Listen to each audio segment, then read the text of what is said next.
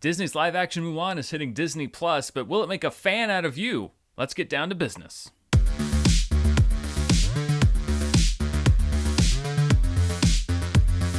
Hey everybody, I'm Dan Murrell here with my thoughts on the long-delayed but available soon on Disney Plus live-action version of Mulan from Disney. It is a remake of their popular animated film from the late 90s. I am still here in the closet of my mom's spare bedroom because I'm in Arkansas visiting family and taking care of a few other things. So thank you all for bearing with me this last week, where of course all the new movies have come out and I've done reviews. As I have this makeshift set here, I'll be flying back to LA soon so we can return to the studio. But thank you for embracing this temporary setup as I review this movie. Once again, we have a big budget remake of a high-profile animated Disney film. This has been a huge trend. Now, this is obviously a movie that Disney would have preferred to put out in theaters, but that wasn't the case with Mulan. It's going to be made available for Disney Plus subscribers for a $30 fee where Disney Plus is available. However, there are other countries like China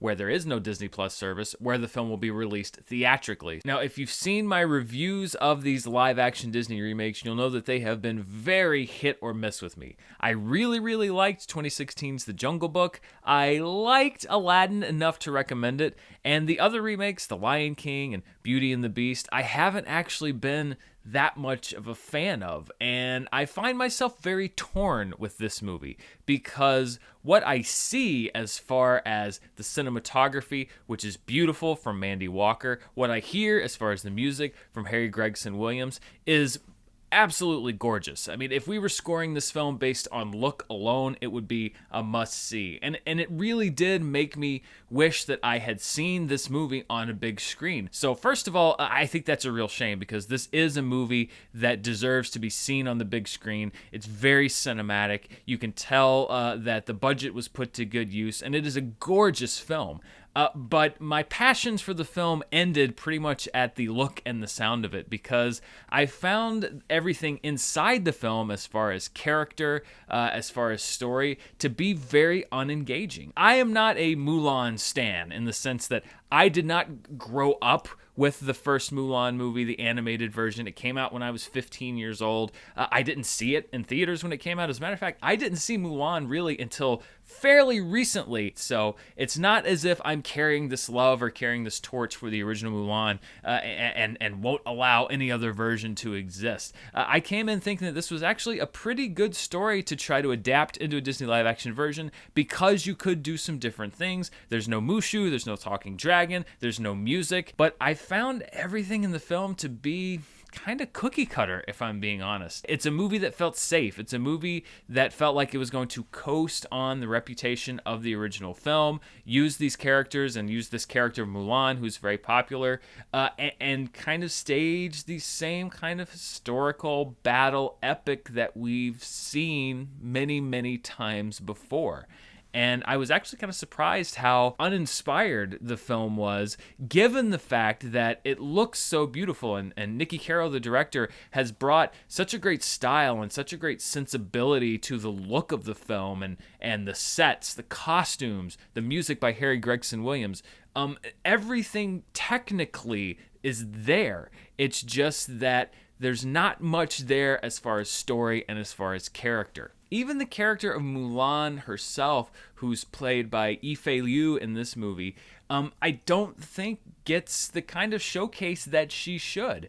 And part of it, I think, is the movie sets Mulan up as a super warrior. From literally the very opening scene, Mulan is awesome. She can jump and leap and balance, and she's got superhuman agility. I mean, she starts off as this incredible, fated to be mighty warrior. And I think what that does throughout the movie is it robs her of that journey where she becomes a great warrior. And after I watched this version, I went back and revisited parts of the animated Mulan to kind of refresh myself on them, and I just couldn't remember how she was characterized in the animated version. And particularly when you look at the I'll make a man out of you sequence where everyone's being trained, Mulan does not start out as this mighty warrior. Mulan is actually a character who doesn't have that battle experience and doesn't have that knowledge and expertise, but is doing this to save her father and is doing this to bring honor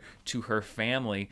And I think that makes her story much more powerful when you realize that she is really not only hiding her identity, but also trying to learn to be a warrior. When she is a super person from the very beginning, and her only struggle is really whether or not to let it show that she's a super person or not let it show that she's a super person, which of course you know which one she's going to do, then I think it takes so much of that internal struggle out of the character, and it really kind of turns her into a cipher. She is just a vehicle through which the story happens. And when you don't take that journey along with her, I think that's what costs the movie a lot of emotional stakes. I think that they were so focused on making Mulan this super character that you never really doubt that she's going to be able to do anything. And I think that even if you know the story, even if you know the original movie, you should still, in this movie, feel as if you have some stakes with the character and enjoy her journey, even if you know how it ends. Because that's why I think when you revisit great movies, you know how they end. You know how the great movies end, but they're made so well that you're able to reinvest in that story each and every time because of great writing, because of a great character arc. I think here they're banking off the Mulan name, they're banking off a global release strategy, which actually didn't happen, and the movie suffers for it. So I'm torn with this movie in a very similar way that I was torn with Christopher Nolan's Tenet, which is, I think that technically the movie is incredibly well made, but I didn't have much to connect with on a story or a character level. And so if this were a movie that was being released to theaters, I would say, hey, you know what? It looks great on a big screen. If you want to go check it out, sure, but it's not a recommendation from me. However, because we have this interesting release strategy, it's almost more of a tough call because if it was just going to Disney Plus and you didn't have to pay for it, I'd say definitely check it out because you've got Disney Plus already. It's there. It's a beautiful movie to look at the very least, and you're going to get something out of that. But if I were going to put myself in the shoes of somebody, and I do have Disney Plus, if I had paid $30 to watch this movie, I would feel very underwhelmed by it. And I would say, wait and see. There have been rumors already, but nothing's been confirmed. Wait and see if Disney is going to make this a free watch for people who have Disney Plus, and watch it then. Because I'm not going to say it's not worth seeing, but I don't think it's worth $30. And I'm not entirely sure if it would be worth the money to go see it in a theater either. I just feel like if they had invested a little bit more into making this story interesting and making this character interesting in any other way other than the fact that, well, she's Mulan, then I think it would have been a different story. So these live action remakes, by and large have just not been for me. There's only one that I really, really liked, like I said, which was The Jungle Book. The other ones I've either been very mixed on or negative on. So I maybe it's a problem with me. Maybe it's just that this is just not the genre of Disney film for me. Or maybe it's the fact that Disney really needs to look at the movies that they're making and say, it's not enough to just bank on these names. I mean, it's certainly enough at the box office because they keep making $1 billion. So they can keep raking in the money, which is fine. But is it sustainable to keep doing this? Because eventually they're going to gamble big on one of these projects, and it's not going to work because I think people are going to get fed up of seeing these familiar stories told with a good deal of the magic sucked out of them and a great deal of darkness and angst added into them. There's only so many times you can go back to that well. Disney's gone back to it a few times and it's worked, but you have to ask yourself at what point that well runs dry. So those are my thoughts on Mulan. It hits Disney Plus tomorrow. If you are a Disney Plus subscriber and Disney Plus is available in your country, you can access it for a $30 fee on top of the Disney Plus fee that you're already paying.